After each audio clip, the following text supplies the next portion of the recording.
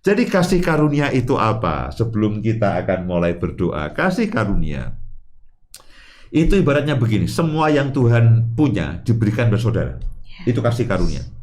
Kuasanya, kasihnya, kemurahannya, hadiratnya, kodrat ilahinya, panggilannya, karakter ilahinya, buah-buah roh, itu kasih karunia. Dikatakan Paulus itu berlimpah dengan kasih karunia dari seorang yang jahat menjadi rasul, lalu bekerja dengan sangat keras, dan ketika dia bekerja itu pun bukan karena dia orang yang etos kerjanya bagus, itu bukan. Ketika dia bekerja keras itu bukan karena dia orang yang hebat. Wow, itu orang gagah perkasa hebat, etos kerjanya bagus. Dia sering ikut seminar motivasi, tidak.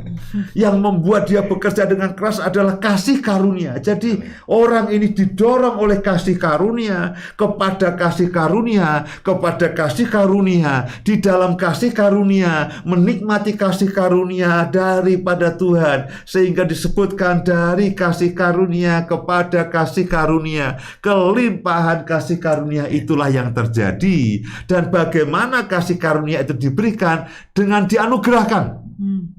Tidak ada persyaratan apapun. Pak, saya sedang dalam persoalan. Justru itu. Pak, saya sedang jatuh di bagian yang terdalam. Justru. Pak, saya sedang bernafas di dalam lumpur dosa. Justru itulah engkau perlu kasih karunia. Dan dikatakan justru kita datang pada tahta kasih karunia supaya mendapatkan pertolongan. Kalau saudara, kamu baru mendapatkan kasih karunia kalau kamu sudah baik. Loh, tidak bisa. Alkitab katakan kamu butuh pertolongan, karena itu kamu butuh kasih karunia. Orang yang butuh pertolongan adalah orang yang punya masalah, orang yang sedang jatuh, orang yang sedang tidak berjaya, itu adalah orang yang butuh kasih karunia.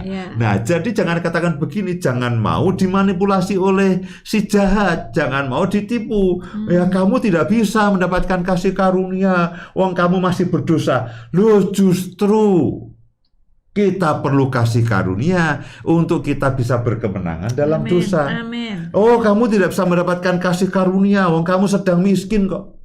Loh, jemaat Makedonia itu miskin, lalu diberi kasih karunia, lalu kaya dalam kemurahan.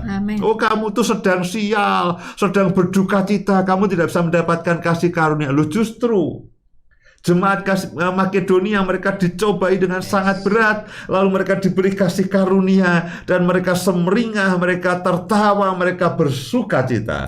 Jadi kapan kasih karunia dibutuhkan? Sebetulnya setiap hari saudara butuh kasih karunia.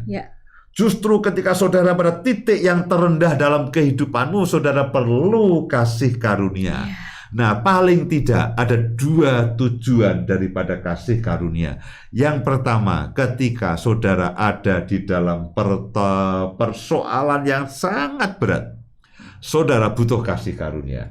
Saudara butuh dianugerahi dengan kasih karunia. Yang kedua, kapan saudara butuh kasih karunia? Untuk mencapai tujuan ilahi, untuk mencapai tujuan Allah dalam kehidupan saudara. Supaya kodrat ilahinya itu digenapi dalam kehidupan saudara. Supaya panggilan surgawinya itu digenapi dalam kehidupan saudara dan saya. Dan setiap kali saudara tanya, Pak, bagaimana caranya? Saudara berdoa, Tuhan, aku datang pada tahta kasih karunia-Mu. Aku mau datang pada tahta kasih karunia-Mu, supaya aku bertemu dengan rahmat, bertemu dengan kasih karunia, untuk mendapatkan pertolongan pada waktunya. Amin.